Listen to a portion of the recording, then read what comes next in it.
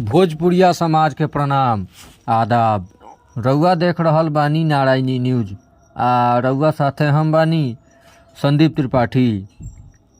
पटना फुलवारी के Fatima degree college में ईडीसी के तरफ से चौथा अंतर्राष्ट्रीय संगोष्ठी भइल, जौना में ढेर शिक्षाविद लोग का सामने सीएम कॉलेज में बीएड के प्राध्यापिका डॉक्टर मोहसेना खलील के प्रशस्ति पत्र दे के सम्मानित कइल गइल। संगोष्ठी की अध्यक्षता पीपी विश्वविद्यालय के शिक्षा डीन कमल प्रसाद बुद्धा कइलन। कार्यक्रम में डॉक्टर मोहसेना खलील आपन अनुभव आ विचार साझा कैली। संस्था का ओर से इनका के अंतर्राष्ट्रीय सम्मान से नवाजल गइल। उ सम्मान पाके साहेबगंज के नाम बढ़वली।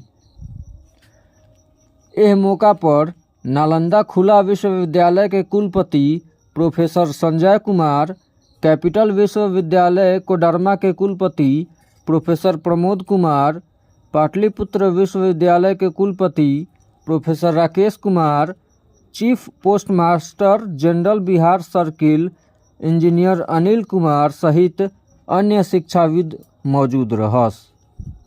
विद्वान लोग के ताली के गड़गड़ाहट से हॉल गूंज उठल।